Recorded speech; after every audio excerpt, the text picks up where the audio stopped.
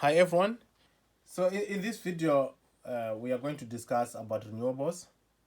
Earlier on, we highlighted the various renewable energy sources, which includes hydro, solar, wind, biomass. Our main objective here is to understand the possibility of a transition from fossil fuel-based energy sources or systems to renewable energy-based systems.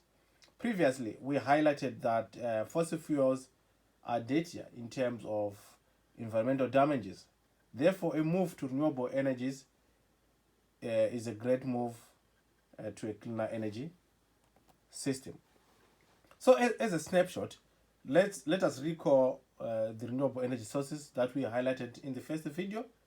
Um, we have bioenergy, which come from a variety of biomass feedstocks, which include forest, agricultural, and livestock residues.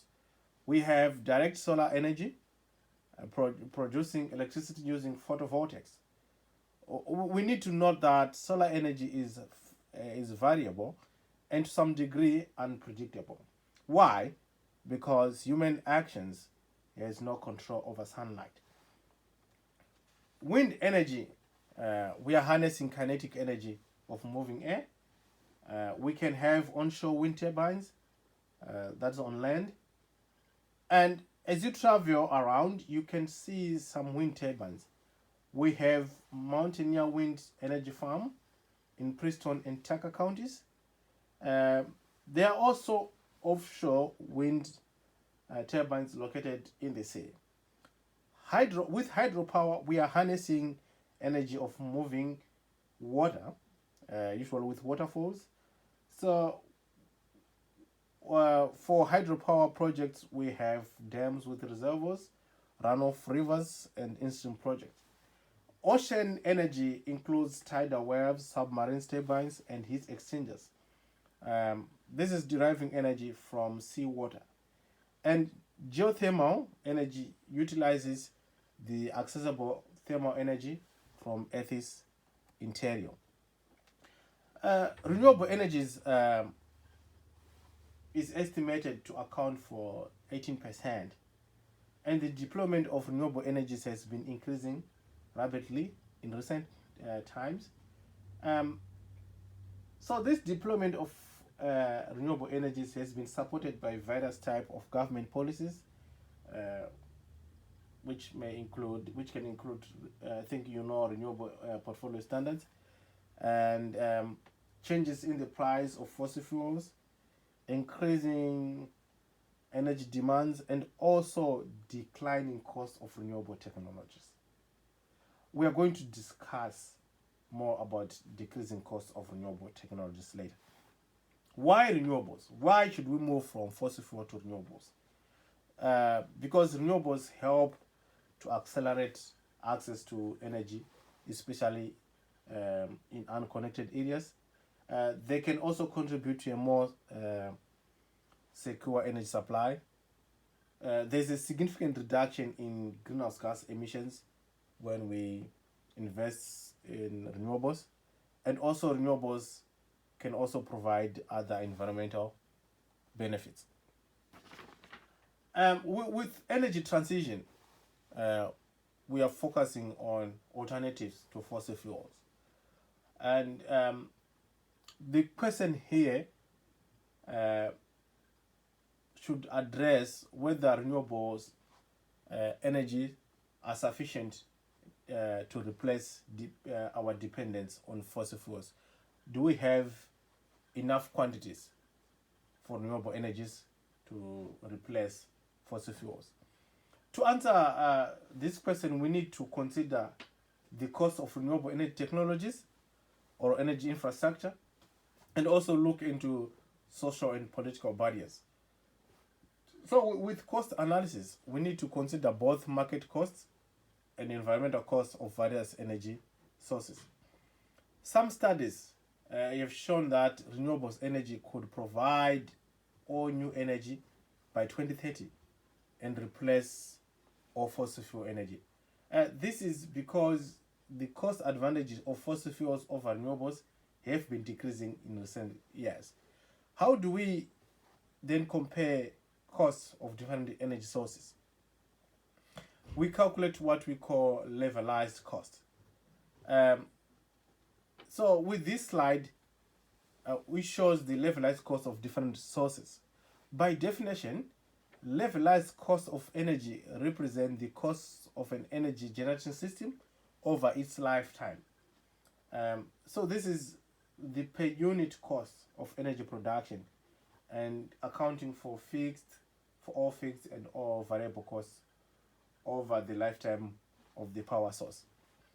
So with levelized costs, we include private costs and external environmental costs.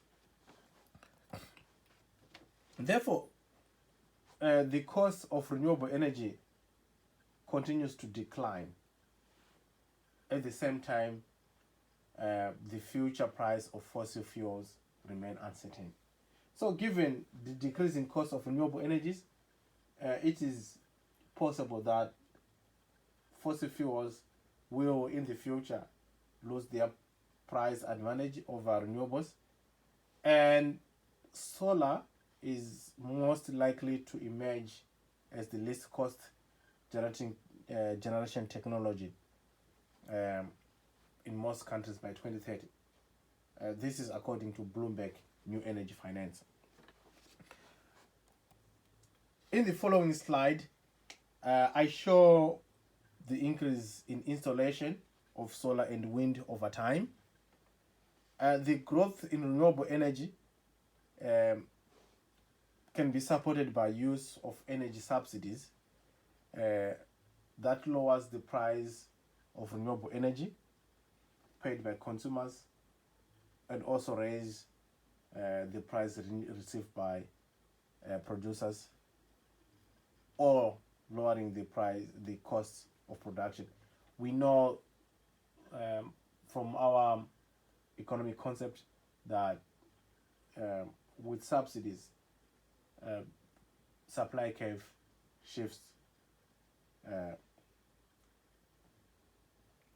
Energy subsidies may include direct payments, tax credits, price supports, etc.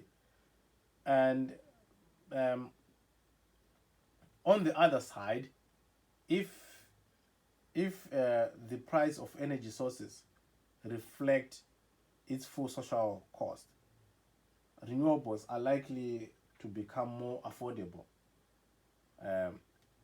as compared to fossil fuels. So this can further facilitate transition to renewable energy. So if you see, you look on the fig on the right, it shows that fossil fuels have higher externality costs. So if we take that into account, renewables can have a more cost advantage as compared to fossil fuel. In the last slide, I provide some discussion questions for your participation points, and I would encourage you to respond to these ones. Please send me an email with your response. That will be your participation points. And also, I would like you to check the adjusted outline, which I uploaded on eCampus. And because on the dates, there's a change on the final exam date. It has been moved to May 2, 5 to 7, and the last day of classes is April 30, which means the last homework 6 and group assignment will be due on April 30. Thank you.